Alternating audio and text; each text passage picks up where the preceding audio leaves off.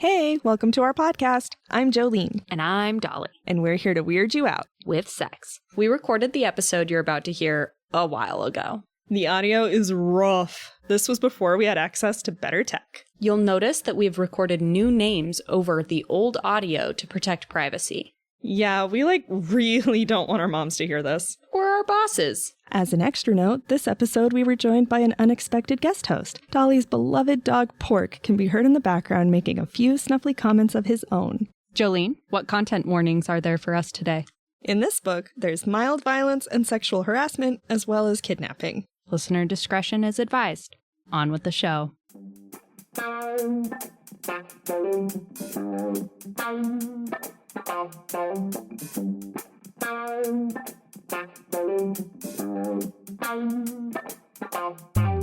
Welcome to the Womanly Portal podcast. On this podcast, we discuss explicit books in explicit detail. And we say fuck a lot. Listener discretion is advised. This podcast is not for people under the age of 18. On with the show.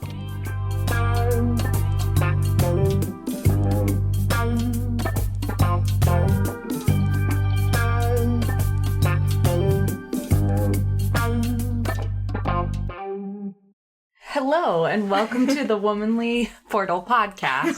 Welcome. We are your hosts. This is Dolly. And I'm Jolene. Did you forget the name of our podcast? I was afraid I was gonna so I had to slow down to make sure I articulated it accurately. The Womanly Portal podcast presents Smash and Grab by Maz Maddox. You know what? You could have been making up this entire book because like when you first told me what this book was titled, I was like, no, it's not.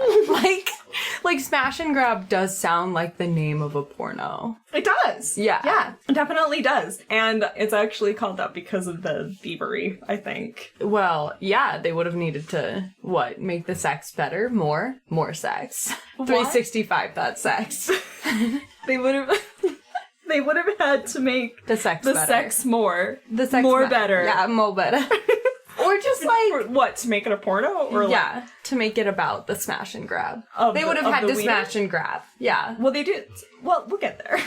Okay. What is this book about, Jolene? Well, I think I want to kind of bury the lead a little bit for the listeners, so I'm just going to jump into the breakdown of the plot, and then we'll get there. Okay. So, main character number 1 of this book is Simon. I'm sure he has a last name. I don't know what it is. He's a paleontologist of some note. He is in National Geographic for a pretty cool find. He found a really, really, really good fossilized dinosaur egg, and he's very excited about it. He's so excited about it that when his very, very best friend David, who we never, ever, ever meet as a character in real life, asks him to go and hang out, he turns him down for the apparently 10th time in a row to stay in the lab and just work on the dinosaur egg thing. And all he's doing is chipping rock away from it to get closer and closer to the shell, which is taking forever. But it's important because the closer they get to the shell, the better the x-ray will be.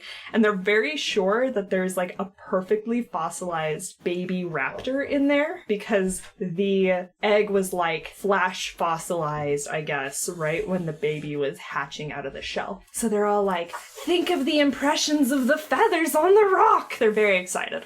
Everybody is. It was in National Geographic. So it's 10 o'clock at night when he's working on this, and all of a sudden, these ginormous guys with ginormous guns barge in, and they're looking around at all of the rocks, which fucking rock is it?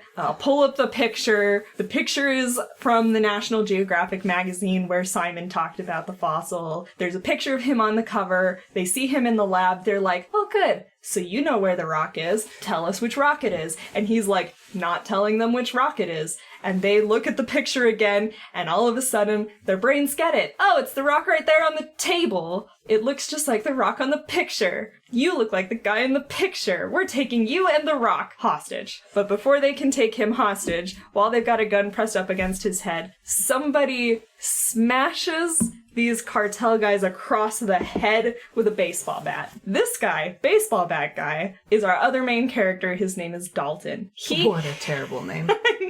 Simon and Dalton. The sexiest names possible. Nothing against any Simons or Daltons listening. Dalton has a bubblegum pink mohawk that's about a foot tall, and a very punk rock studded leather jacket, a shit ton of tattoos, and bubblegum pink Doc Martens, and also a baseball bat. So his hair matched his shoes. Yeah. Ah. He's very serious about the pink. Ah, yes. Yeah, we'll see why later. Oh, okay. So he beats up two giant cartel guys by himself, grabs Simon and the egg, and they book it out of the museum. So does he look like every other punk guy, like string bingy, or like, is he like built, like how is he's knocking together like these cartel hitmen? They describe him as fairly strong, like fairly muscular, like lean muscular. Okay.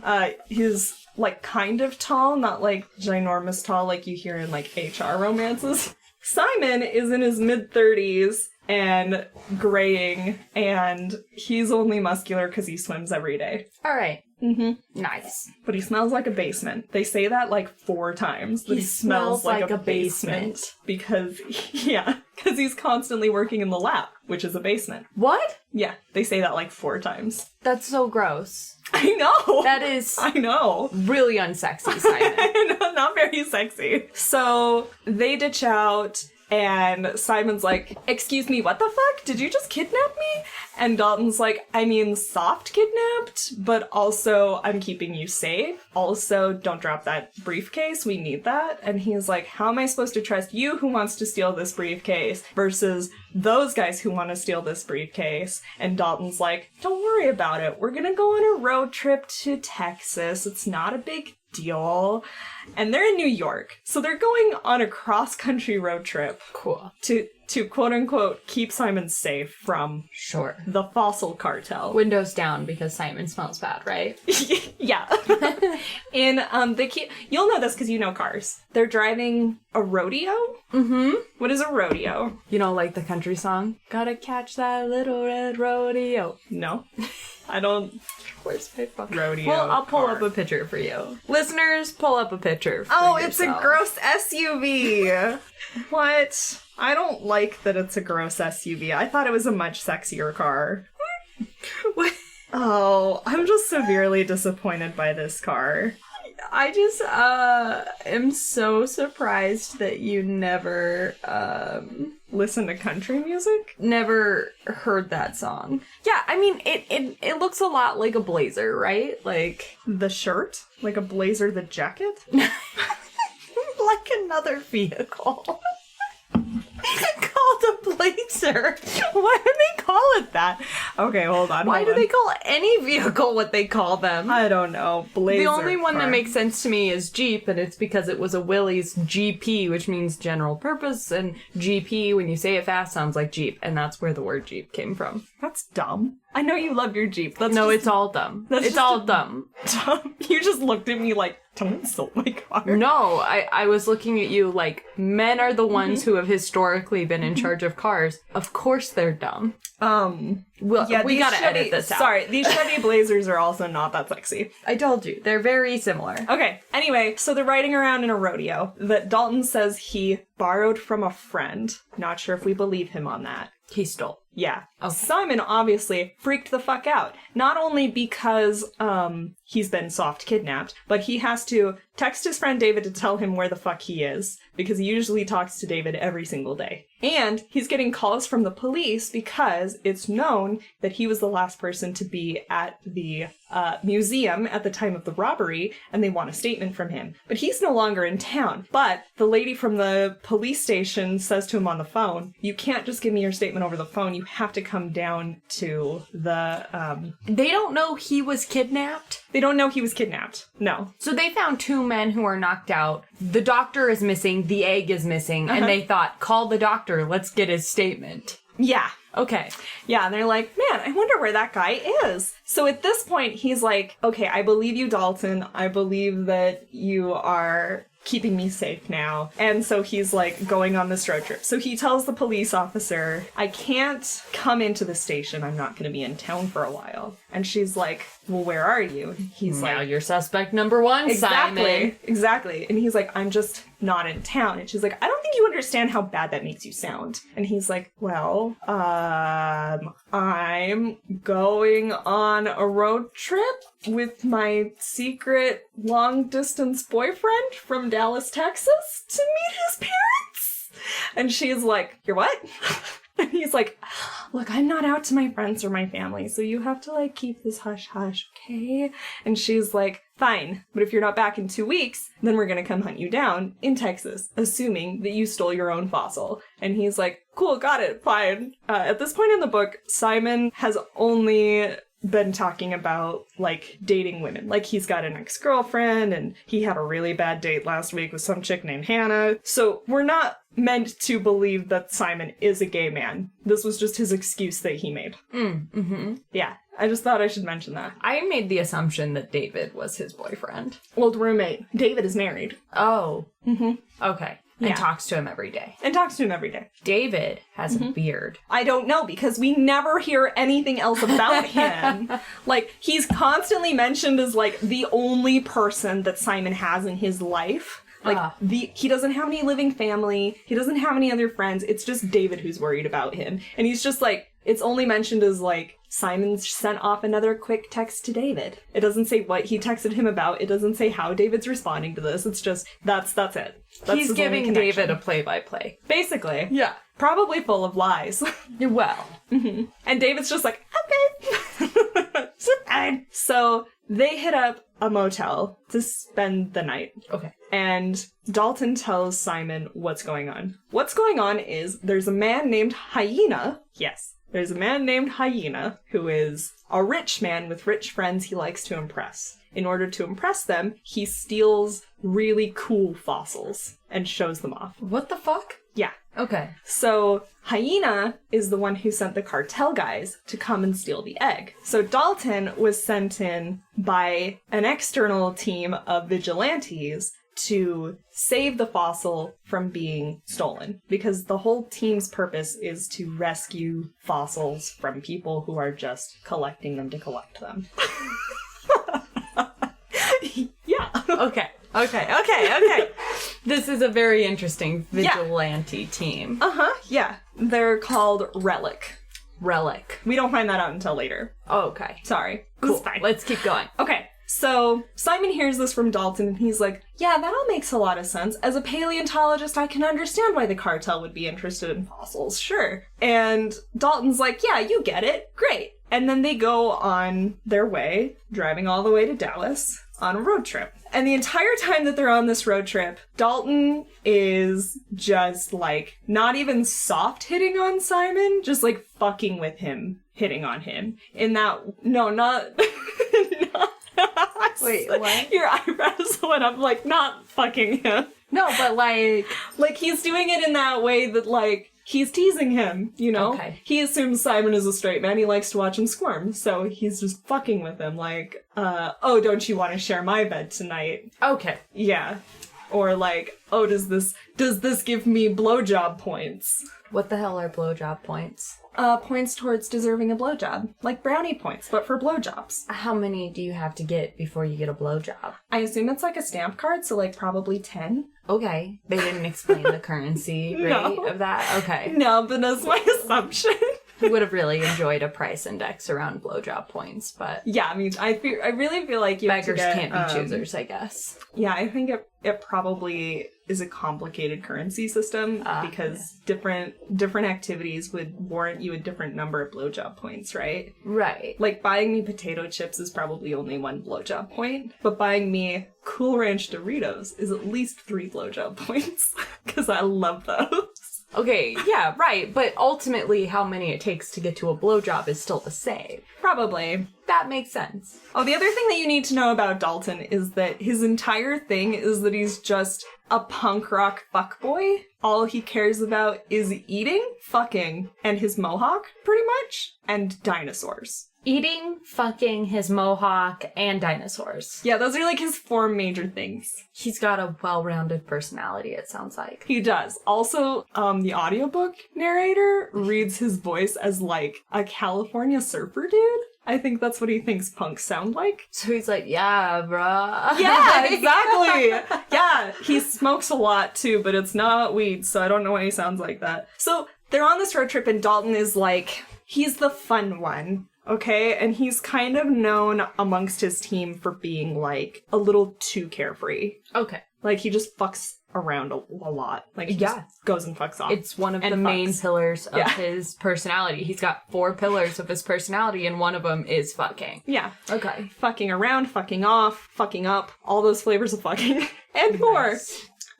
So he's the only one driving, so every once in a while he just makes a stop, like, to a gas station to get great snacks, which is why we have the gummy worms, because his favorite is, like, Sour Patch Kids. He's just constantly eating Sour Patch Kids and beef jerky. So much jerky. And they stop at, like, the Mystery Hole. Like, they're listing real roadside attractions in this book. The Mystery Hole, I think, is in West Virginia.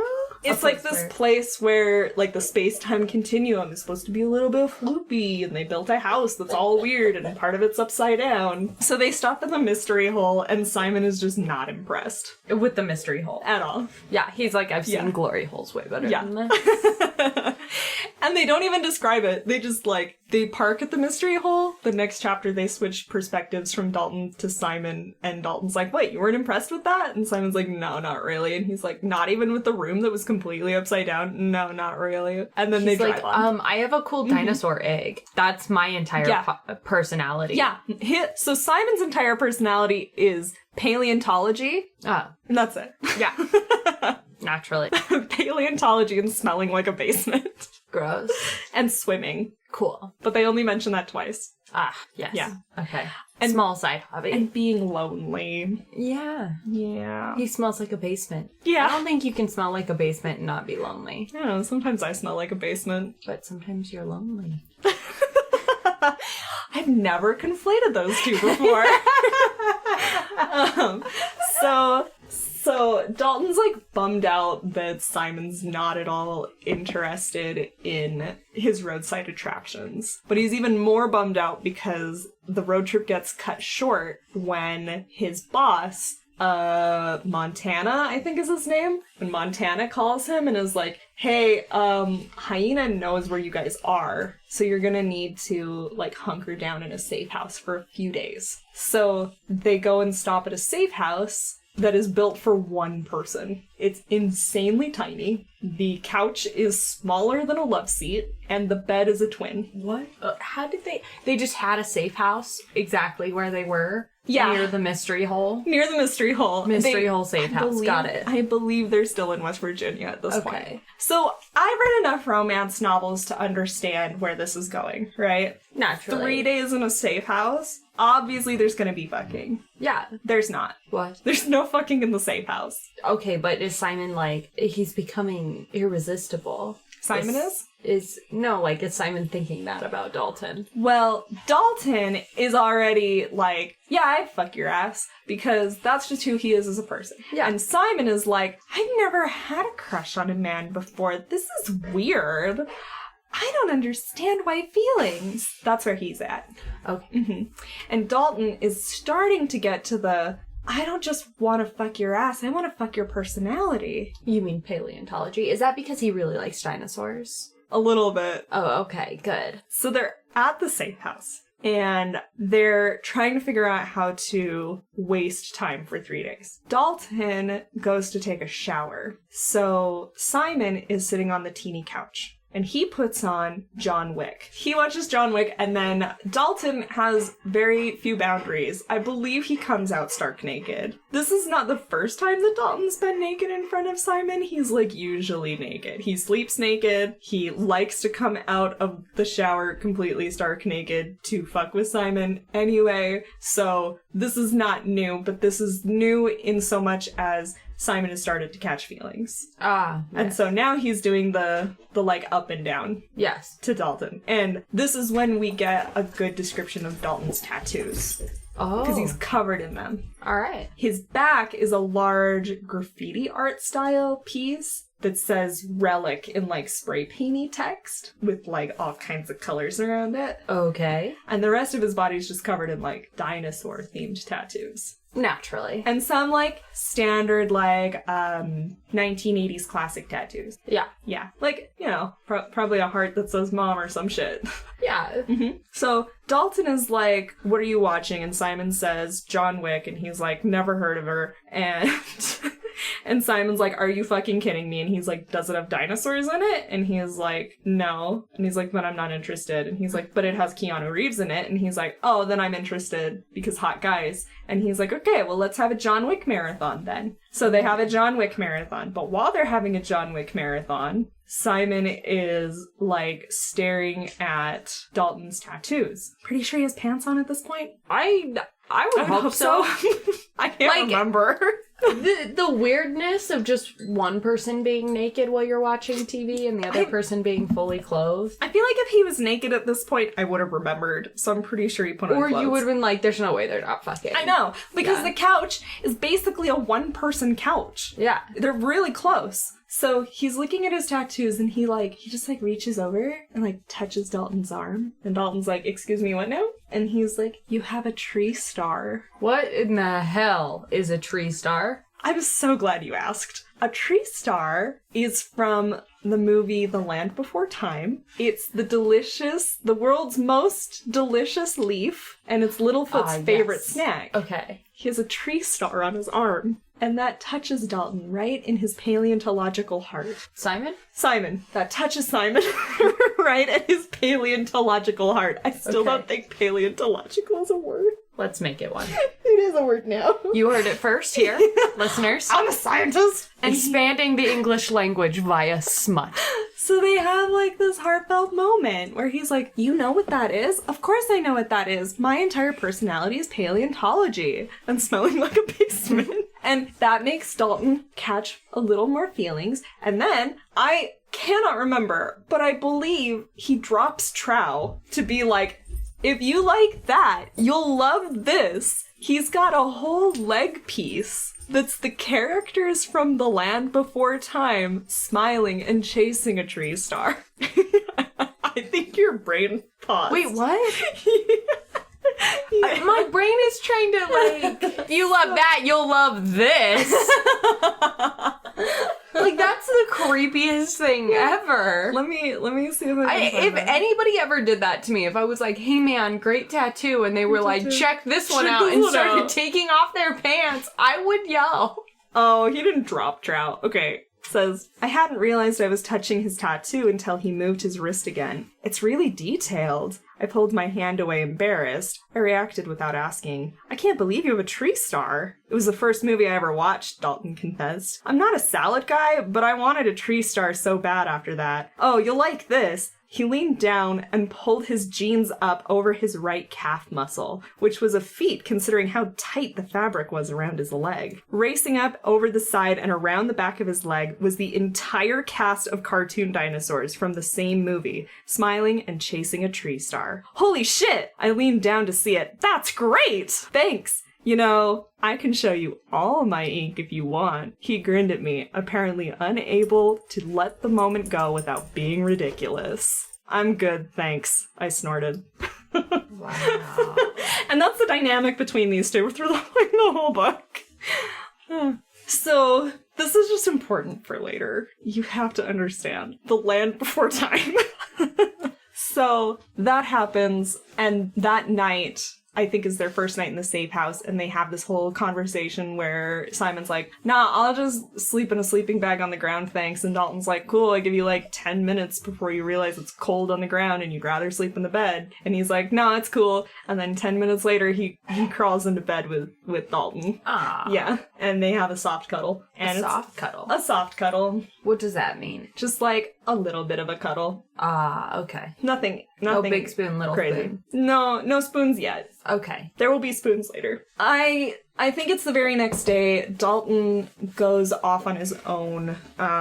He's kind of a morning guy, and he likes to, like, run around in the mornings, and he ends up taking the rodeo into town to go and get some snacks. and some other supplies. And while he's gone, Simon wakes up and he's freaking out because Dalton's not there anymore and he's all by himself and he's, supposed to be being kept safe. And he doesn't know how to protect himself. He doesn't know how to shoot a gun or anything. Where's the dinosaur egg? The dinosaur egg is still on the kitchen counter. Okay, so he doesn't think Dalton ran off with the egg. No, but he thinks maybe he's hurt or, maybe he's abandoned him, decided that he was too much of a liability or something, because anxiety disorders. And while he's gone, somebody else comes into the safe house. What? Yeah. So he hears the door close. Simon comes out of the bedroom saying, Dalton, where the fuck have you been? And a gun gets pulled on him. Okay. And this huge man, knocks him to the floor and is like, you better have a fucking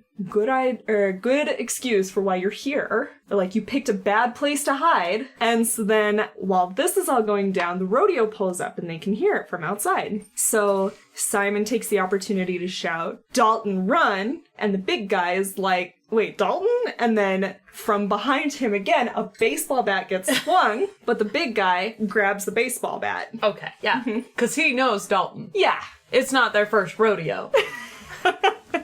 Well, so to speak. It's the only rodeo. So this character is Baja. What the fuck is with the names? You either get midlife crisis names like Simon and Dalton, or we're getting Baja and Montana and Hyena. Hyena, yeah. There's actually apart from Hyena, there's actually a formula to the names too, so that'll be fun for later. Okay. A formula that Baja. I don't understand because I don't understand science. Not this science anyway. So Baja is one of the guys from Relic. Okay. He's one of the team members. I assumed when he knew who Dalton was. This is his safe house. Ah. Nobody told Baja that Dalton was using his safe house? So Baja's just there and angry. Apparently he's always angry. This is just who he is. Oh, okay. That's his secret. He's always angry. And so he's just kind of angry that this is happening, and he's calling Dalton an idiot for dragging Simon along, basically. You could have just left him in New York. And Simon's like, he would have gotten, killed for no reason by Hyena's men. They just do that kind of thing. They're a fucking cartel. Wasn't gonna leave him behind. And Baja basically accuses him of, carrying Simon around to be a sex toy. Oh, nice. Which may or may not be true. So when we start doing merch, we're going to make our own vibrators named Simon that fit into a purse so you can carry it around. Do they smell like a basement? Oh my god, no. Doesn't smell hygienic. They come with a little dinosaur egg. Yeah. It's a they could come keychain. in a dinosaur egg that you God. pop open like an Easter egg. Yeah. And it's just a little You have to chip vibrator. away at it with a Dremel, and then on the inside... Earn that orgasm. It's just a regular-sized vibrator. Yes. That smells like a basement. No, I am vetoing the basement element of this. Well, when you're lonely. So Dalton comes over and he's like, hey, are you okay? And Simon's like, no, I'm absolutely not okay. That's the third time a gun has been drawn on me in the last 4 days. I'm terrified. I don't know how to defend myself. You left. You didn't leave a note. You didn't tell me where you were going. I didn't know if you were hurt or dead or what. I was terrified. And Simon's like, well, I got you snacks. And Simon's like, great, I don't want snacks. And Dalton's like, I also got you this. He got him an entire set of tools, like Dremels and little chisels. And so he can keep working on the he egg. can work on the egg. And Simon's immediately, super grateful. And drops the whole issue. Wow, okay. Yeah, because as it's described in the book, and this is fair, this is Dalton offering a sense of normalcy for Simon. So because all he's wanted to do since he got kidnapped is work on the egg. Yeah. It's his life's work. This egg means a lot to him. It's an amazing discovery. And it's all he wants to do. So he's just like, I don't know what to say. Thank you so much. This is going to make my life a lot less hellish for the next few days while we're stuck here. And then they don't talk about the abandonment problem after that. Okay. Which, cool. Super iffy. So then, Simon spends the next few days hunched over the kitchen table just working on the egg, just dremeling a little away, and he feels so much better after this. He's feeling a lot more at ease. Where did Baja go? He left? Baja, I don't know. Or is Baja in the He left the house. Okay. I just don't remember them saying Baja left. All I remember is the fight, and then they go to bed again. That's like all I can remember. Okay. It's fine. So I think it's the very next day, Montana calls again and is like, heat's still on, but they've lost your trail, so you guys can get back on the road. In the rodeo.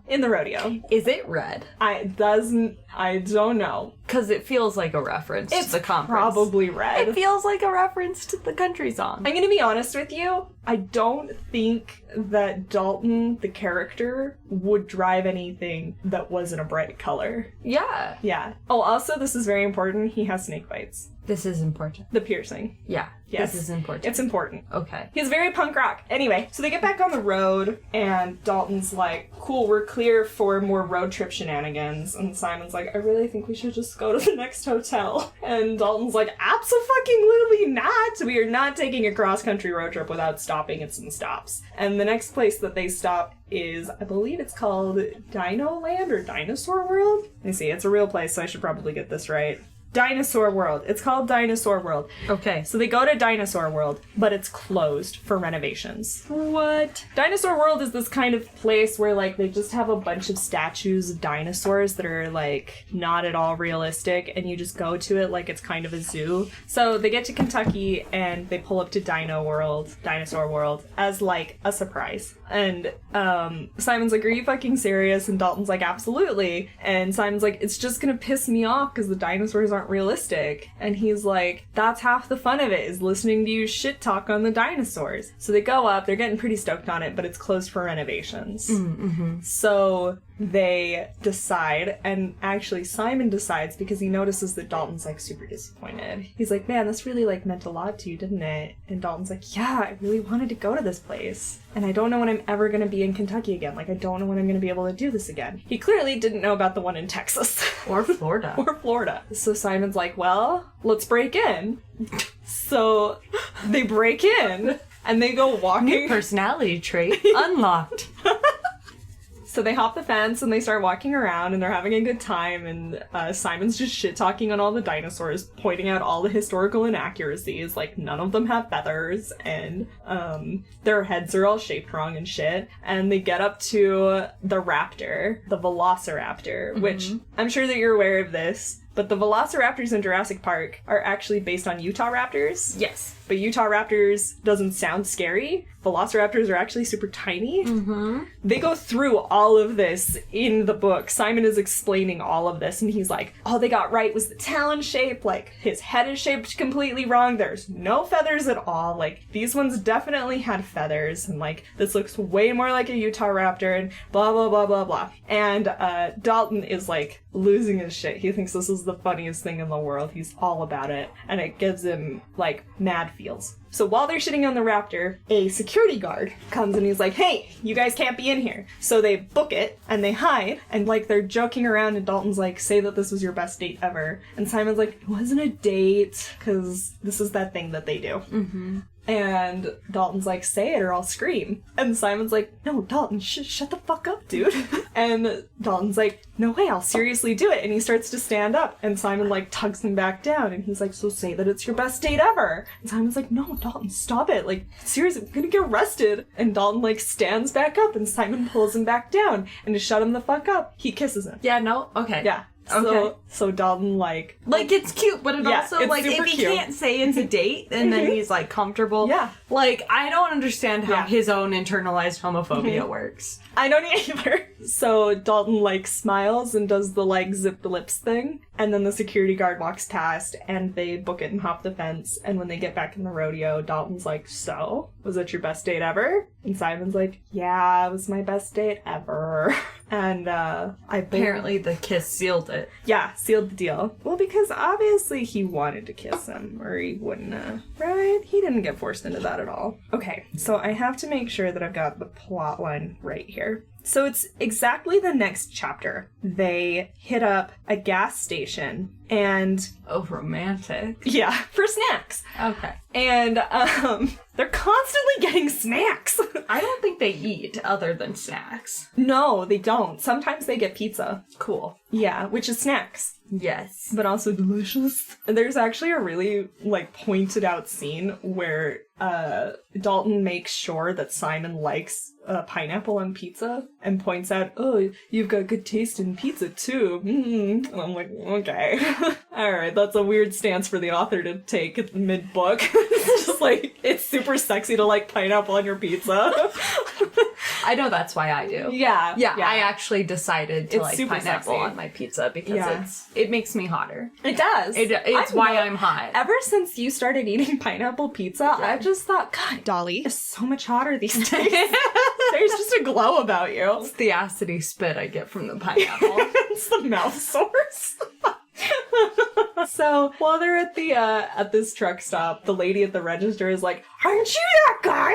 And Simon's like, no. And she's like, yeah. And she pulls out a copy of National Geographic. You're this guy. And he's like, I'm gonna go now. Is that how her voice worked, or In my head. Just okay? No, It's very Muppets. yeah, it is. Yeah, and he's like, I'm super gay after this experience. Oh my god. No, he's just not Muppet sexual, okay? Uh-huh. And so Simon buys his snacks and comes back out to the rodeo, and he's like, so I got recognized in there, and Dalton's like, how the fuck did you get recognized in Kentucky? And he's like, I'm a famous paleontologist. I'm like a really big deal. I'm on like several copies of National Geographic. At least 3. Yeah, at least 3. And Dalton's like, well, I don't know if that's gonna matter, but I'll text Montana and find out for you. And Dalton's like, cool. So they go to the scuzziest pay-by-the-day motel that they can find so that they're not followed. Yeah. And they chicka-wow-wow their mouse while they're there. Stop it. No, they Already? do. One kiss in and Yeah. he's gonna be like, all right. So, because Simon had said while they were at the dinosaur park that he felt like Dalton was fucking with him. And Dalton got, like, hurt. He's like, why do you think I'm fucking with you? But then they got caught by the guy, so they never got to have that conversation. So while they're in the hotel room, Simon says, like, hey, I'm gonna take a shower. Do you want to go first? And Dalton says, no, I'd like to join you in the shower. And Simon says, excuse me? And Dalton doesn't answer the excuse me. He just, like, straddles Simon and pushes him down on the bed. Okay, so they're not gonna shower. Well, they shower. Oh, okay. Keep going then. So Dalton... Bed straddle. Yeah. So Dalton's like, do you still think I'm fucking with you? And Simon just goes, no. Like, he shakes his head. He doesn't say it. He's just like, no. You can't see that on the podcast. Sorry about that. I'm just shaking my head really fast. And then Dalton says, do you want me to stop? And Simon shakes his head no again. And he's like, good. And he just gets off of him. And Simon's like, what the fuck? But then Dalton drags him off to the shower. Ah, okay. Where they proceed to immediately just make out in the shower. Presumably under cold water because it's a shitty motel. And they play Slippy Dicks for a while until... I'm sorry. I forgot that's a meter. I'm sorry, Slippy Dicks? What is...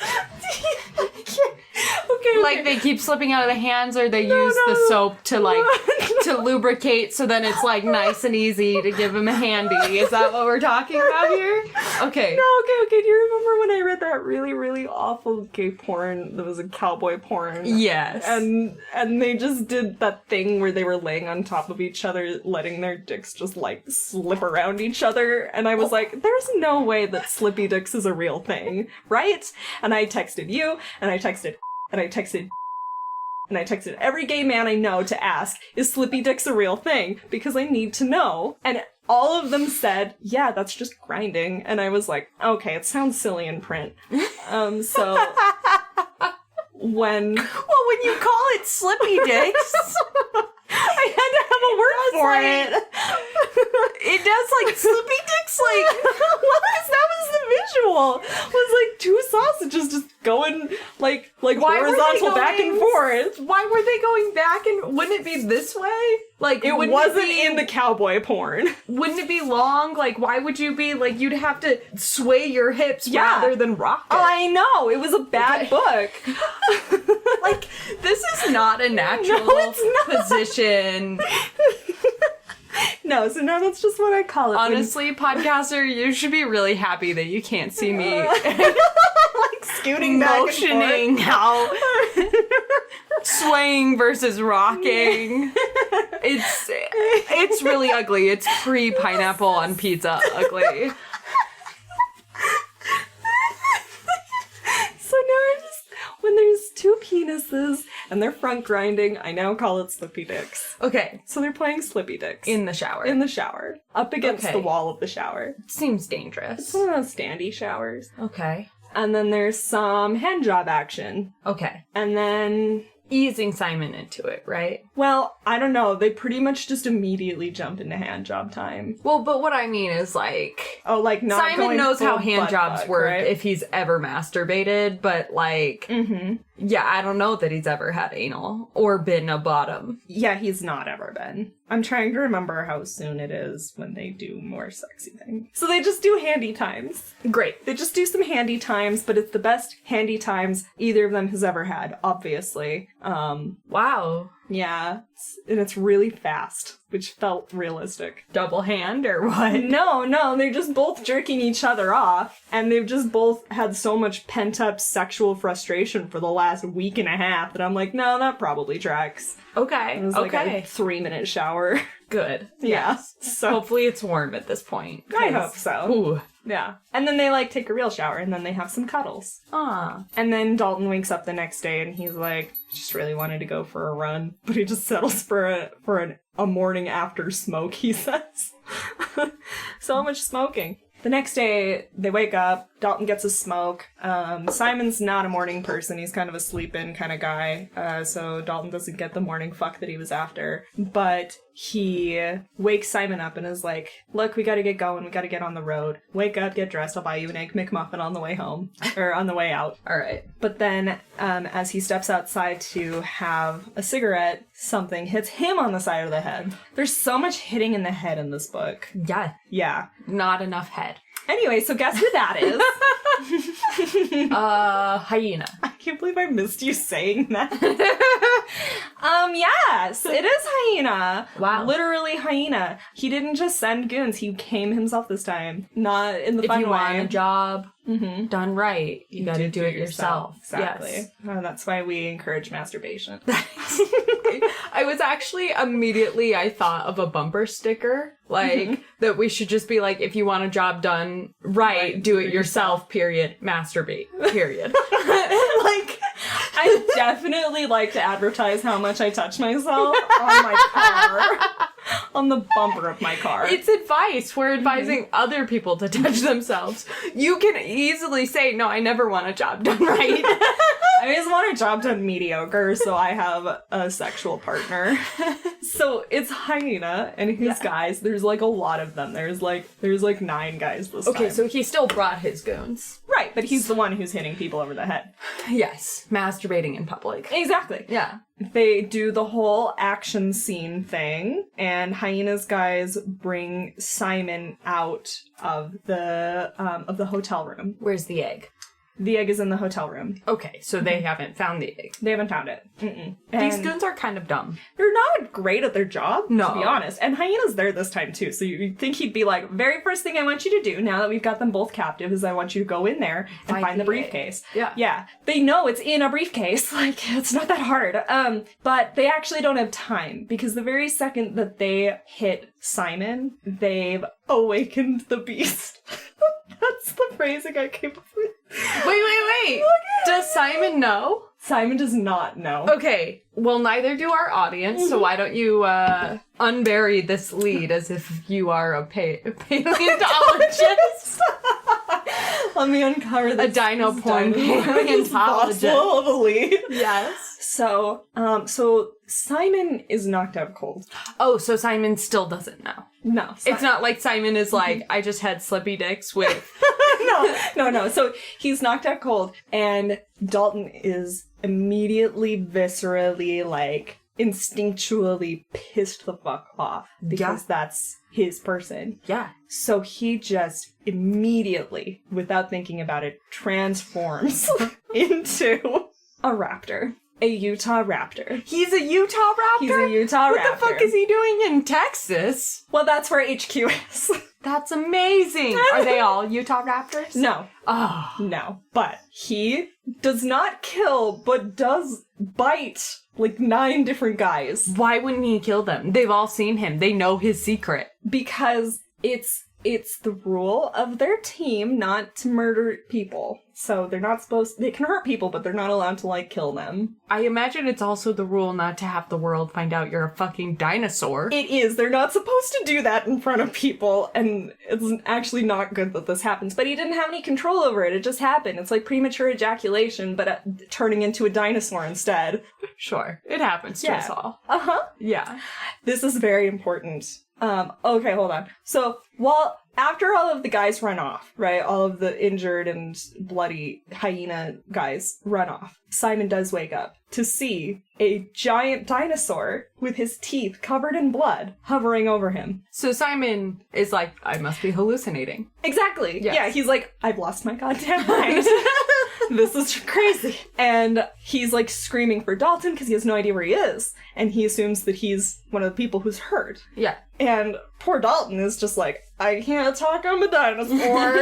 And okay, so they're not like Land Before Time dinosaurs. No. They're more like puppies, honestly, in their behavior. Just big, giant, dangerous puppies. Because he's like, they have dialogue from his brain as a dinosaur, and it's more simple thought, right? Like it's not human thought in a dinosaur body. It's Simon Sad. Simon Sad, yeah. So I think Dalton Randy.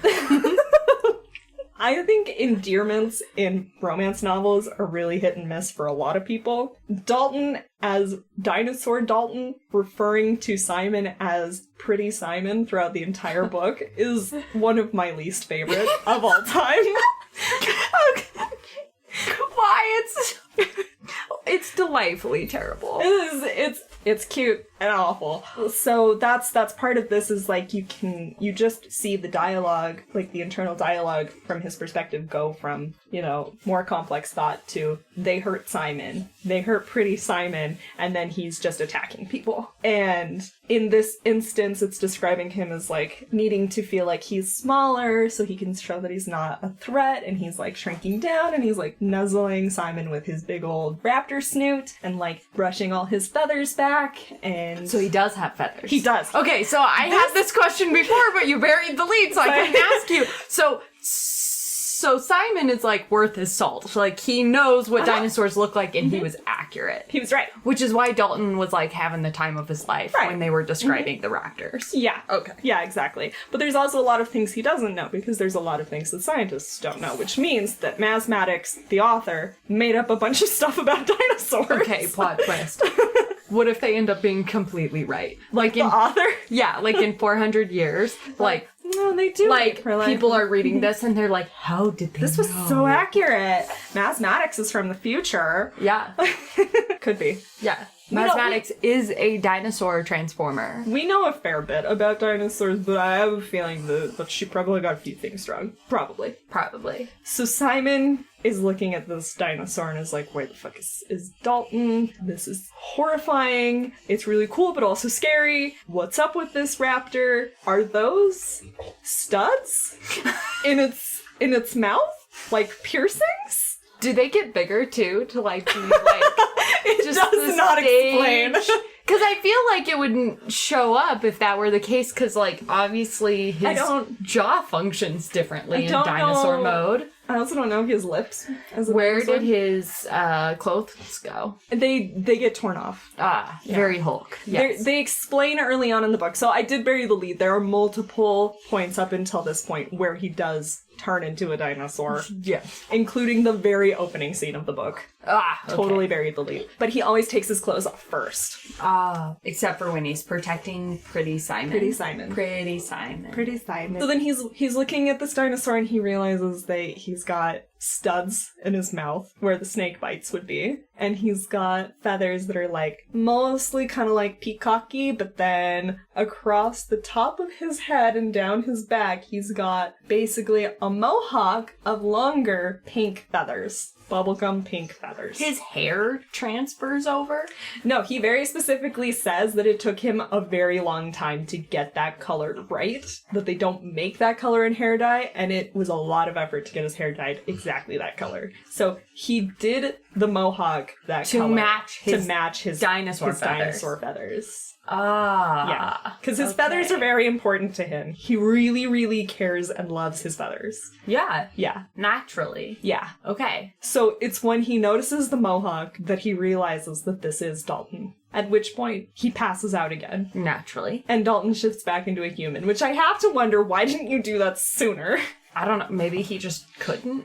Maybe. He does He had explain... to emotionally get control before he could do that. He explains that it kind of hurts to do it, but it's kind of uncomfortable to shift, which makes sense because it's a lot of bone twisting, and it's described as very like gross to watch and like kind of traumatizing to watch. Okay, yeah, that makes more sense why he waited. Mm-hmm. So he transforms back. He's completely naked. He gets a call from Montana, who's like, hey, you need to leave now because that you couldn't give me that call 20 minutes ago, asshole. Yeah. And you could have saved a lot of problems if you would have called me 20 minutes ago. Yeah. And Dalton's like, hey, that's a really good idea because also I changed into a dinosaur in front of a bunch of guys. And he's like, fuck, Dalton, man, you're not supposed to do that, dude. And he's like, I know, but it's not my fault. It's because Simon was in trouble. And Montana's like, yeah, dude, we gotta talk about that too, by the way. The, like, fucking a human boy thing. Like, we're not supposed to do that either. And he's like,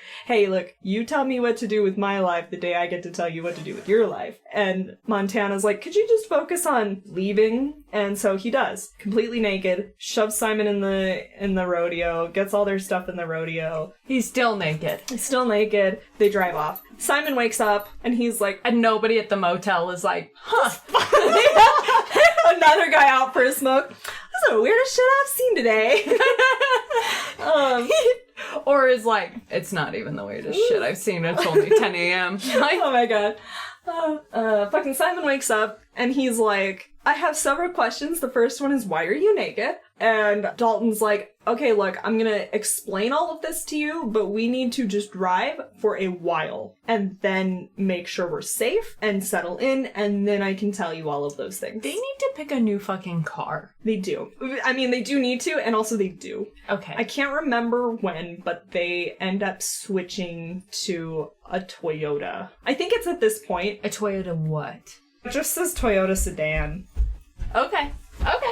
That's fine. So he does put on clothes, and they pull into the parking lot of, like, a Walmart, I think, and just hotwire the most boring car that they can possibly find and ditch the rodeo in the Walmart parking lot. Great. Yeah, because, you know, cartel guys can't check security cameras. And they continue on with their road trip. Well, if they find a boring car, though, ideally there's a ton of them on the road, and so it's one of those things where it's a lot harder to find than a rodeo. Rodeos are not common cars anymore, or I don't know if they ever were. I hope not. They do also swap the plates eventually. Let's see. You know, for all the books I've read or like TV shows I've seen where they swap plates, it's like become a real fear of mine, and I've realized how ridiculous it is that I regularly check my plates to make sure they're still mine. And that's probably a good idea.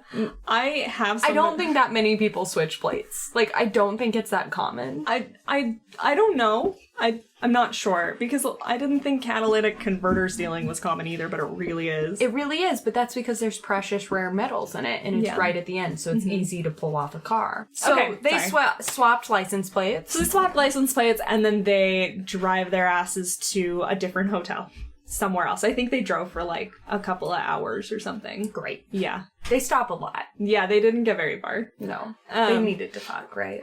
They need to fuck. No, they really need to talk about the dinosaur thing. Because Simon's naturally. I'm a soft paleontology boy, and I've got a lot of questions about the punk rock dino fuckboy sitting next to me in the car right Yeah. now. So he asks all the questions, and Dalton explains Relic is a team made up of a bunch of dinosaur shifters. I think there's 5 of them. Don't quote me on that, I think. You're the only one I can quote. I in know. This instance. I know. I just don't remember because their names are so hard to remember. And they're all different types of dinosaurs? They are, and they all have code names based on where they were found. Dalton is a code name. No, Dalton is his real name. Utah is his code name. Oh, but they... Okay. So they all have 2 names. So how do they find them? Okay, I'm so glad you asked. So first, Simon says, could you just, like, do it again so that I know I'm not crazy? And he's like, yeah, please don't watch, though, because it will traumatize you to watch this happen, and I think you've gone through enough.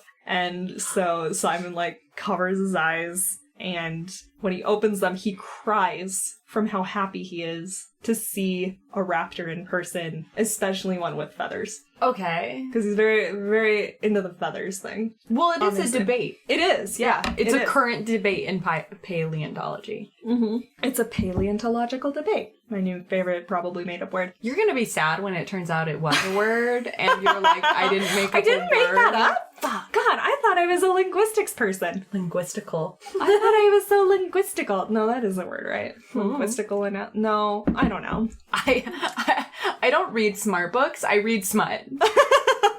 You do too. Read smart books. Name one. I can't.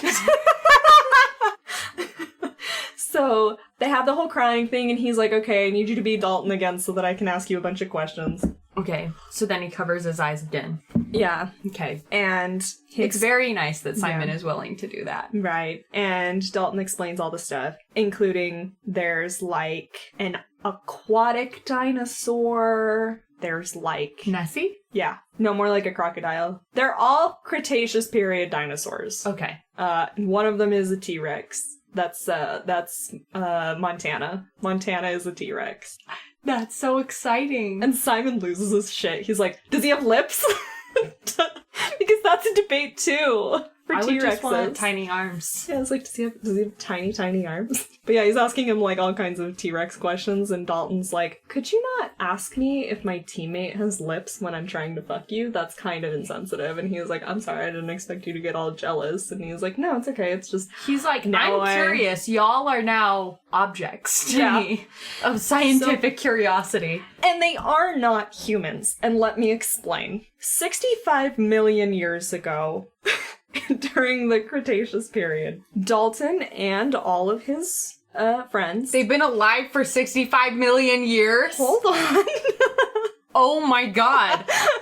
So, back then, they were these sorts of beings that could just shift into anything. They could become bugs if they wanted to. They could become big dinosaurs if they wanted to. They could become somewhere in between if they wanted to. What about asteroids? Because they become asteroids. No, they were living things. Okay. And they lived multiple lifetimes. Like, they lived for really, really long times without aging or dying or really anything. They just would live for a while as one thing, then shift into another thing. And sometimes it was shifting immediately. Sometimes it was like, oh, I just think I want to be a dinosaur for like 40 years. That's no big deal. And then they would move on. So the asteroid hits the Earth. Which, I'm sorry, but isn't that a debate too? That maybe it wasn't an asteroid? I do think most people believe it was an asteroid. Yeah. There's a couple other beliefs out there where they don't believe the asteroid did that much damage, but I think that Like it was a combo of things? I think that the predominant theory is asteroid. Okay.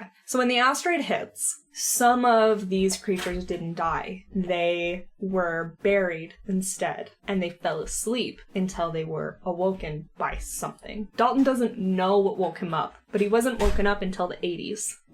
And when he woke up, he was woken up by construction equipment, and he was a fully grown adult man who was completely naked. He was woken up as a man. Okay. And he's never seen a human being before in his life. Okay. And the only thing that he could shift into was a raptor. So, let me see. I've got a quote for this. Okay, so he says, You know that feeling you get when you sleep way too long, like sort of sleep drunk? That's what it felt like. I woke up confused, surrounded by construction equipment, and had no idea what was going on. Imagine waking up from a nap surrounded by alien technology on something kind of like the Earth, but not really. And for a bonus twist, you're also an alien, because he's never seen humans before. So that's how he describes it. And then he's picked up by Montana, who teaches him how to speak and what people are and what technology is and how to live in the world. And then he becomes a 1980s punk rocker, and he never grows out of it. He's been alive for 40 years at the same age. He'll probably never die unless he gets shot or something. Like, they don't die of old age. But they've had one teammate who definitely did die, and his name was Reaper, obviously. Of,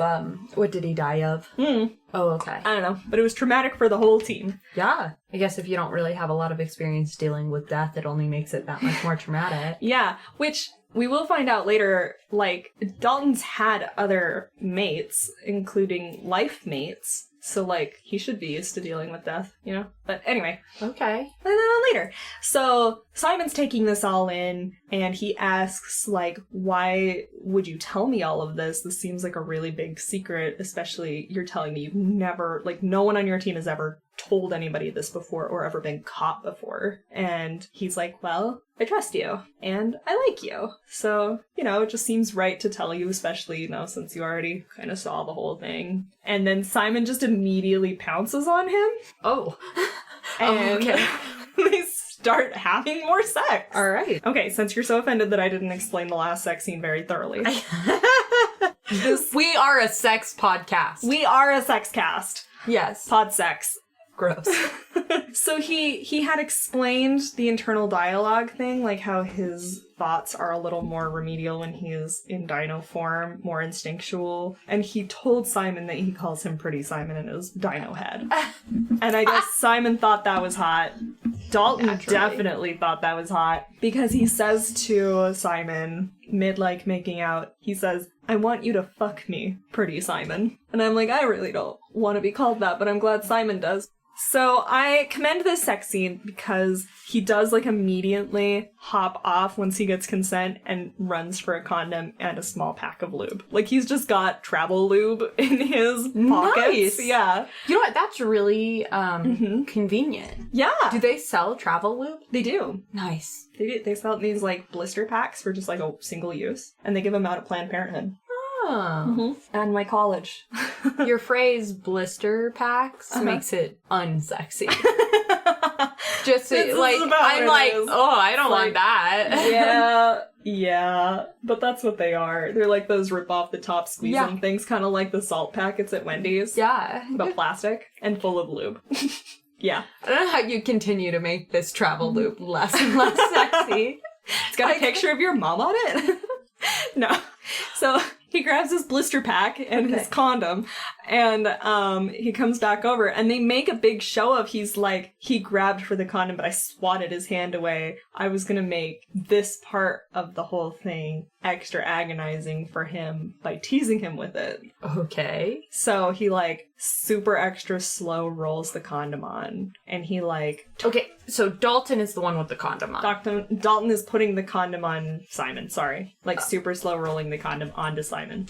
Oh, okay. Uh-huh. Yeah, I would have thought the opposite. I know! You would have thought Paleontology Soft Boy was the bottom, but he's not. Well, yeah, and that, you know, Dalton knows a little bit more about... Butt sex? Well, I mean, I actually guess I don't know that. Like, Simon could have only had butt sex to this point, but just with women. Yeah. But like, the other... Simon does, like... Dalton would know what was going on a little bit more comfortably. Right. Simon does say out loud, like, I've never done any of this, especially with a man, ever. And Dalton's like, well, I'd like you to put your dick in my ass, so let's do this. Well, yeah, and then the other piece is, like, Dalton would probably know better when it's, like, ready? Like, lubricated enough, and, like, you know, you kind of have worked out those muscles a little bit more so that, you know, to be fair, you're not tearing his anus. He does take the lead. Okay. Because we're going reverse cowgirl. Oh. So he turns around to flash his asshole. Dalton turns around. Yeah, he turns around. He's straddling Simon, who's laying on the bed face up. Okay. He straddles him. He makes a show of lubing up his asshole. Okay. Yeah. Finger in his own butthole. You know what? Mm-hmm. I understand how that would be really attractive to other people, Mm-hmm. but I'm just not a butt stuff kind of girl. I'm not a butt stuff kind of girl either. Like, it it feels like it's gonna be Also- gross at the end. my least favorite word is puckered. Excuse me? Yeah, it's my least What? favorite word in the whole world. What is that? Is that Puckered. like Peggy? Oh, puckered. Puckered. That's not And what I don't heard. like it, and they use it all of the time to describe assholes. There was no puckered asshole description. Oh, thank God. Yeah, it wasn't that descriptive of the asshole Uh, itself, which is... You said the author is a woman. Yes. I wonder... Maybe she doesn't know how puckery assholes get? Yeah, or maybe she does. Who knows? Maybe. I don't know. She might peg whoever she sleeps with. Yeah, I don't know. Yeah. I don't know that much about Maz Maddox, to be honest. The All right. the about the author will be quoted later. So then he does the guiding of the penis to butthole maneuver All right. and guides the momentum because reverse cowgirl. Yes. Until Simon's like, I'd really like to face you. I'm gonna need you to get down on the bed on your back. And then they do some front-facey missionary action. Say more. What does that mean? Front-facey missionary action? Are they slippery dickin' again? No, they've stopped butt fucking to change position, then continue butt fucking, but facing each other. Oh, legs up. Yeah, All right. yeah. And they both have a really nice time. And they come shortly one after the other. And that's it. That's the sex. That doesn't sound very fun, did it? No, honestly. I thought the description of the sex was pretty good. I mean... When does the yeah. blowjobs happen? When does the blowjobs happen? Because, I don't know. There does were Simon blowjobs. know how to give us a blowjob? Like, Okay, so there are blowjobs. They might have been right before the butt fucking. do they have to, like, do the conversation where like, you know, like, first time blowjob where the guy is like, do not bite me. No. Keep your teeth to your fucking self. No, but I've had that conversation in real life. I think that it's like the standard rite of passage conversation. because I also, Yeah. the first time I was like, I've never done this before. And they were like, no teeth. Whatever you do. No No teeth. teeth. If you have to wrap your lips around your teeth to keep them from biting me, do not bite me. Where was I going with that? Oh, yeah. So I think the blowjobs happened before. I can't quite remember, but they did have a conversation where Simon's like, I've never given a blowjob before. And Dalton was basically like, but you've had a blowjob before. And he's like, yeah, of course. He's like, well, so you know what feels good. So just go for it. And then it was... Okay, I hate this phrase so much. I hate the phrase of like, you know what feels good. Because it makes the assumption that you know What feels how good they're for- doing it. Yeah. Well, but it also makes the assumption that you know how they're doing it and that you also can replicate that without Yeah. feeling it. But also everybody likes something different. Yeah, that's true, but like... Yeah. But also, and I did like this line, he says, gagging is a compliment. So basically it's like, just go ahead and deep throat on your first BJ ever. Who said that? Dalton did. Gagging is a compliment. Gagging is a compliment. To Dalton. To Simon. No, like, he is complimented if somebody gags on his penis. On his wiener, yeah. Basically gross. saying, oh, your dick is so big I had to deep throat. Yeah. And then Simon does swallow. And I think it's after that they start butt fucking. Okay. Yeah, I think that's the train. I just listened to this yesterday. I should know. All right. ADD's a bitch. They have fucked. Now So they what? fucked. They fucked, and then they have a really nice night where they eat pineapple pizza and snuggle. And then the next morning, Montana calls for an update. And Dalton says, well, we're definitely not fucking. No, he doesn't. He says, we will head out. And Montana's like, we really gotta talk about this wee business. And Dalton's like, super defensive. He's like, basically saying, I'm keeping him with me. I'm not going to abandon him. And Montana's like, you really think that taking Simon along with you is safer than sending him back to New York at this point? The heat's already off back there. We can send him back home. He'll be safe. He's not any interest to Hyena at this point, especially if he doesn't have the fossil with him. Well, and Hyena knows you're a fucking dinosaur. Yeah. Like, Hyena wants knows that you. now. Yeah, Hyena's into that now. So thank you for that also. But do you really think you are going to be able to keep him safe? Do you not remember what happened to Reaper? Which we are not told what happened to Reaper. We are just told it really broke a couple of people's hearts how that guy died. And that was because he thought that he could keep somebody safe. And Dalton's like, well, fuck you. And Montana's like, I think you just need to think about it and come to terms with the fact that you're not the safest place for him right now. So, what does he do? He abandons him immediately. What? Yeah.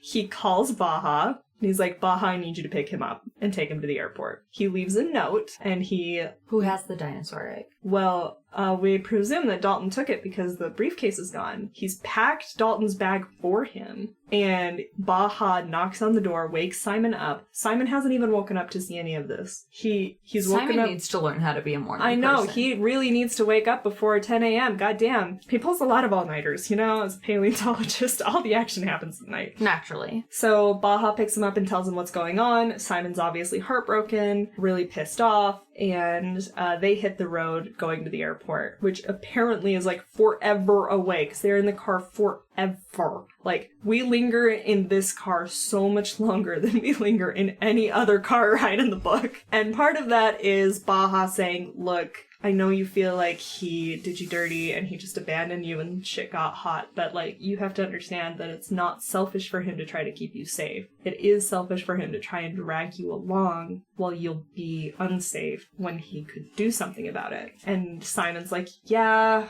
okay, I guess so. You're right. And then they get a call from Montana. And Montana is reporting Dalton's being a dipshit. Dalton has immediately gone to Hyena and offered himself and the briefcase up as basically a distraction so that Simon can get away safe. And now he's been taken by Hyena's men and is like a captive with them. So Baja gets this call and he's like, God damn it, that fucking asshole. What an idiot. Now I gotta go find him. So he like tries to drop Simon off with money to get an Uber all the way to the airport with his plane tickets and is like, okay, go to New York and I'll save Dalton. And they have an argument about it. Then Simon grabs his bag, realizes there's something big and heavy in there, and it's the egg. And he's like, oh, well, since I have the egg, then I can use that as my ticket in to Hyena's lair, and then for fuck's you'll know where sakes. Dalton is so you can rescue Dalton. And as long as you can track where I'm at, then we're good. That's a great plan. And Baja's like, you're right, that is a great plan. No, it's not. It's a stupid plan. It's a stupid plan. It's a stupid plan. But I guess they don't know where Hyena's hideout is, so they're like, we gotta go find Why him. did Dalton? Dalton did. How did he? I don't know. Because they're not specific on how he found Hyena's men and got taken. So I have no idea. No idea at all. So they go with this plan. So Baja drives Simon to a truck stop. And they go into the fancy truck stop bathrooms where they've got like the lockers and the showers and stuff. And he says, okay, take your shirt off. And Simon's like, okay, why not? And then Baja takes out this little ring, and he's like, okay, so this is a tracking device. And Simon's like, okay, what are you gonna do, like pierce my ear or something? And Baja's like, no, because these guys have seen you before. They're gonna notice if you have a new piercing on your face, dumbass. And he's like, so what are you gonna do with that? And he's like, what do you think I'm gonna do with that? And he's like staring at his chest, and he's like, you're gonna give me a nipple ring? Are you serious? And he's like, don't be a pussy about this. And fucking Simon's like, don't be chauvinistic. You're better than that. And they have an argument about, he's literally giving Simon a nipple piercing as a tracking device. In a truck stop bathroom. In a truck stop bathroom. I mean, I understand why Baja doesn't feel like Simon is sanitary, considering that he smells like a basement, but it doesn't feel sanitary. No, It feels like he's gonna lose a nipple. he does have a needle that he's cleaning off with an alcohol swab, so Cool. that's really all you need. Naturally. So Simon stops being a pussy and agrees to a nipple ring. No. He's seriously like, can't we just like hide it in my shoe or something? Which, yes, they could just definitely hide it in his shoe or something. But no, they give him a nipple ring. I would have still given him an earring. Those guys were so fucking stupid. They would not have noticed. Like, literally, he could have been like, you found me right after I got out of the shower. I didn't have it on. Idiot. Yeah, Like, dumbass. like, what, you think I can wear my ring at work? They do have a picture of him. Yeah, but he can't wear his ring at work. At the dig site. Yeah. Mm-hmm. That's unsanitary. Also, it's unprofessional. You can't wear that many. He is unsanitary. He's basement unsanitary. Yeah. So he gets himself a shiny new nipple ring tracking device, which I think you should have made it a cock ring. But kind of that's explains just the me. lip rings, right? Ah. The snake bites. Got it. They did say that though. They were like, it's either your nipple or your dick asshole pick. They said that, and then they send him in there. So they cut to Dalton, who's like been all beat the fuck up. They can't find Dalton when he has. Oh my god, yeah. I just thought about that. So I'm just assuming that the lip rings are tracking devices because they always know where he is. They always know where he is. So why do they need? Oh my god, this is dumb. Okay, book is dumber when I explain it than when I was reading it. Yeah, I've had that happen. So Dalton's all beat the fuck up because he's been being tortured by Hyena's men so that he will tell them where the fossil is, because they've obviously opened the briefcase and it's not in there. And now Hyena's like, I'm going to make you shift because I know what you are and no one believes me, and I'm going to prove that you and your friends are genuine dinosaurs. Okay, but I feel like the general layperson doesn't know that dinosaurs have feathers. Like, they don't they're gonna imagine be like, that's just a guy in a chicken suit. Yeah, they're like, that's a big fucking bird. Yeah. Like I buy that Hyena would be like enough of a paleontology nerd at this point to be like, I know that you're a raptor with feathers, but like his other rich people friend might not be. Right. Yeah. Okay. Anyway, he's all hyped up on that. He doesn't go too far into it. Then he says, I'm gonna torture Simon in front of you. And he's like, well, nice fucking try, but Simon's in New York. And he's like, oh, but is he? And then he knocks Dalton out cold. And we cut to him waking up in, like, a warehouse, and Simon is walking in and offering up the egg, and before Hyena's men have the opportunity to shoot him in front of Simon, because they're like, or in front of Dalton, because they're like, hi, well, now we have the egg, and we don't need you anymore. Right. In comes Baja. And do you think he yells things when he comes in? Like, he's like, Baja Fresh! Like, Baja Blast! Yeah.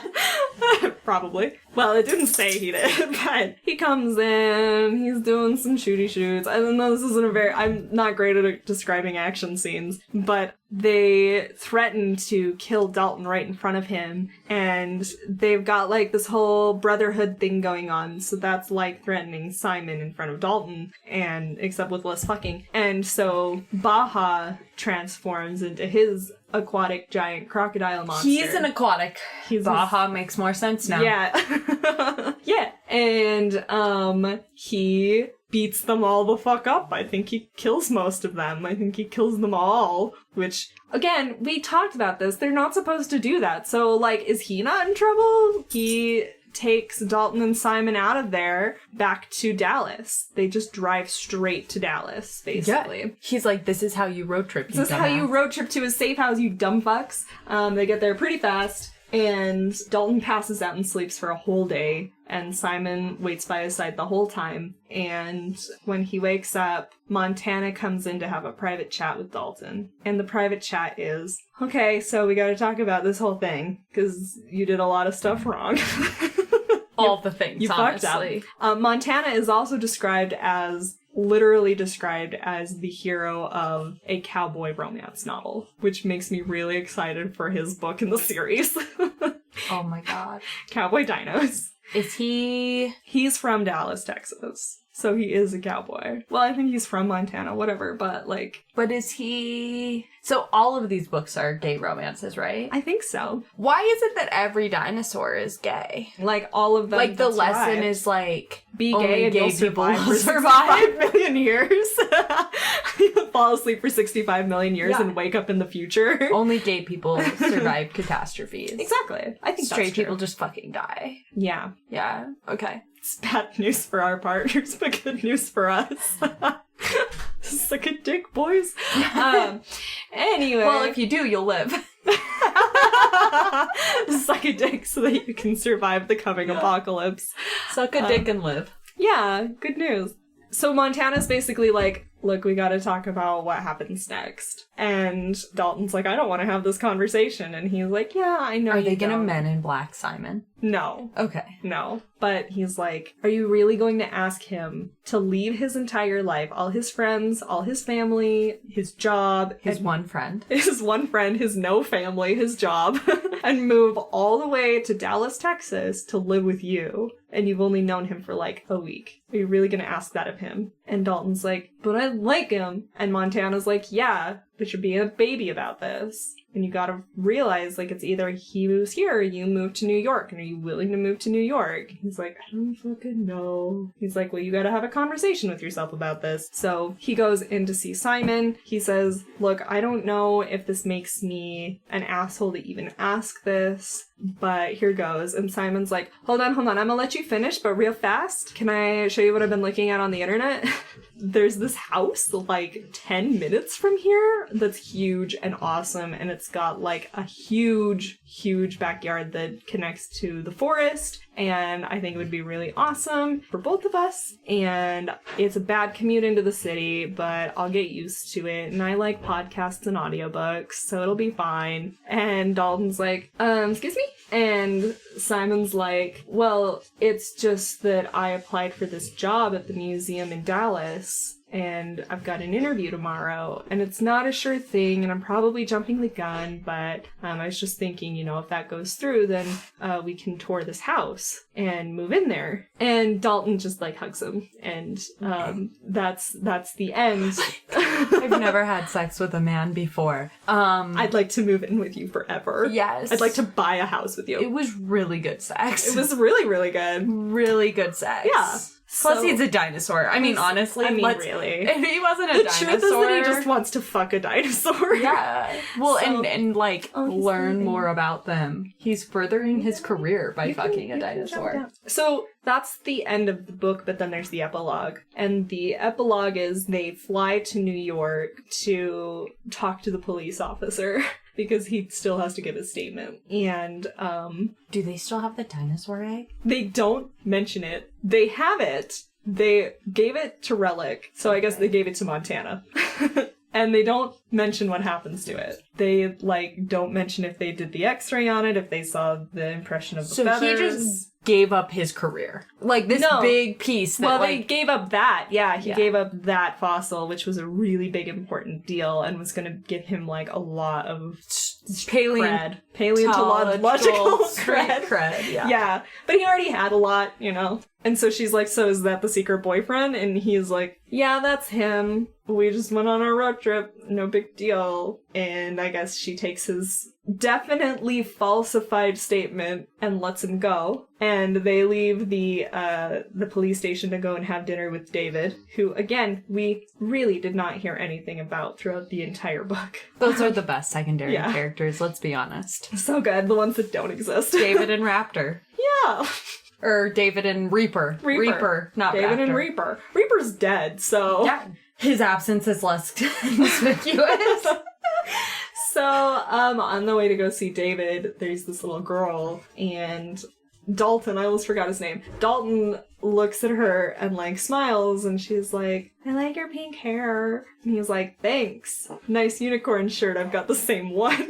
And she's like, thank you. Pink is my favorite color. And so he pulls a snow globe out of his pocket that's got a flamingo in it, which he definitely swiped from the police station. And he hands it to her. And he's like, that's a real good one. I think you should probably keep it. Give it a real good home. She's like, thank you. And, what the fuck is this scene? I know. Is she a dinosaur too? No, she's just a little girl. And when she's walking away, she says bye, and he says, bye, grow up to dismantle society. And Simon's like, stop shouting that at children. And he's like, they're our future, Simon. And then, they decide to have kids together, or what? So Dalton asks, do you like kids? And Simon's basically like, yeah, they're cool, I guess. Do you like kids? And Dalton says, yeah, I've had a lot of kids. I wish I could put your face on the podcast. What the fuck? What kind of drop? Okay, so are they both bisexual? Is that what the moral to the fucking story is? Well, he says, I've lived lots and lots of lives and had lots and lots of offspring, and being a father is, like, one of my favorite things. But he says that his favorite time being a father was with his raptor mate. And they had adorable little chicks. And then Simon says, were you with her for a long time? And Dalton's like, yeah, we were together for a long, long time. And Simon says, even after the chicks? Like, after they left? And he's like, yeah, raptors mate for life. And this, warms Simon's heart in a paleontological way. And also a gay way. And Dalton says, like, I'm planning on continuing the tradition. And Simon says, so am I. And the book ends with Dalton saying, Simon, we're gonna have so many babies. Okay. And that's the end of the book. It's the very last line of the book. All right. Yep. They have not addressed the fact that he's not gonna age, or that, like, raptors mate for life. Like, yeah. Only one of their lives. Only one. Yeah. Well, now like, he's a human. Technically, any Black Widow could say the same. Yeah, that's true. Like, that's true. Yeah. We mate for life. Your life. Yeah. But for life, nonetheless. His previous mate does not come up until the epilogue. She never gets a name. I mean, she's a raptor. She wouldn't get a name. Well, he called her something, even if it was like... That is raptor for Susan. So. They never I'll never be able to recreate that noise, just so you know. They don't dissect the idea of, like, he mates for life, but, like, when he fell asleep, like, she was gone all of a sudden, or, like, how that relationship happened. Died, right? Yeah, like, they don't talk about him grieving for her. They don't talk about anything regarding her until the epilogue. They don't talk about, like... So maybe he was... grieving and reckless because he was grieving for her. They don't talk about how those multiple lives would be a complex feeling for Simon. They don't talk about, like, the complexity that comes with being, like, a widow or a widower and then forming a new relationship. Apparently that's not a big deal for Dalton. They don't discuss any of that. I just feel like maybe Lady Raptor was done dirty in the epilogue. Yeah. Well, and there's all sorts of, like, weird things that they don't really... Yeah. Well, they talk about, like, so there's the whole, are you immortal question? Do you just live forever question? Are you going to age? And they just say no. Okay, but, like, David's gonna notice when they're all 65 and Dalton's still 24. Yeah. So that's gonna get complicated, but I guess we don't have to know that for the world building.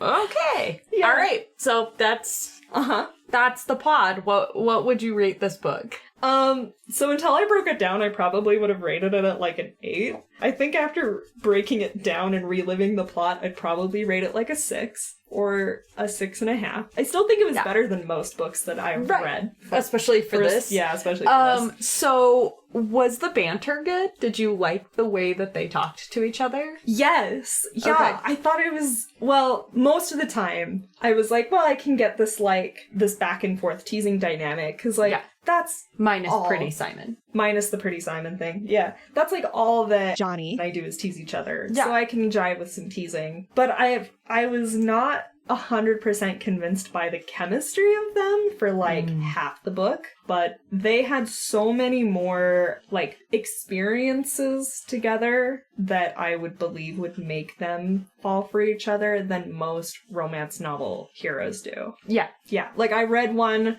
that I was gonna do for this episode, but we'll do later, where the only thing that they really have in common is spin cycling. Oh my god.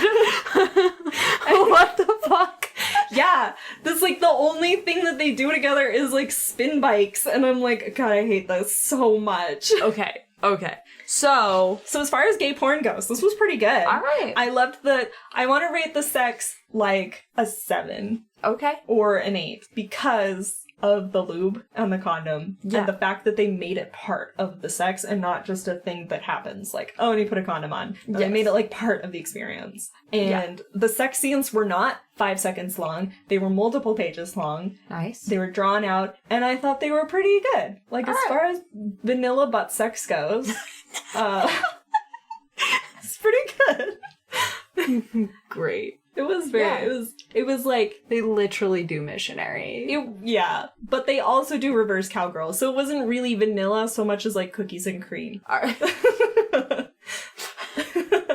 What are they called? Napoleon ice cream? Like the three. It's vanilla chocolate and Neapolitan. Neapolitan ice cream. There was a little strawberry, a little chocolate. The strawberry is Slippy Dicks.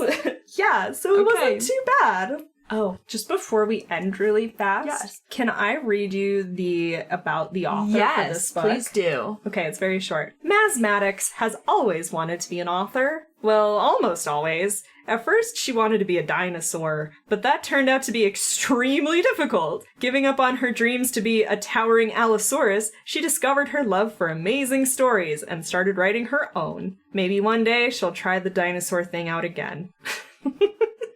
That's kind of adorable. That's her description on Kindle Unlimited too. Are all of her books about dinosaurs? I don't know. Hold on, let's check. No, there's some that are about centaurs. Oh my god. Okay, awesome. I think they're all about mythical creatures or shifters. Thank you for going on this Womanly Portal podcast, which actually today really ended up being a dino's asshole. I hope that everybody has a wonderful week and catch us next time for more smut content. And next time we'll keep my pets out of the room while we record. His asshole's on my cheek. It fits the theme. It does a little bit. All right. Have a wonderful day and ruffle a few feathers if you can. Raptor feathers. Raptor feathers. That book was hard to get through, Dolly. What crazy nonsense are you bringing to the pod next week? Next time, I'll be telling you about the Disciples series by Izzy, Sweet, and Sean Moriarty. Disciples? Do we need to release this one on a Sunday? Find us on Instagram at Womanly Portal Podcast. Email us at womanlyportalpodcast@gmail.com. Thanks goes out to Chloe Watts for our music. And a special thanks to C Mann for editing this hot garbage. Okay, but what happened to the fucking egg?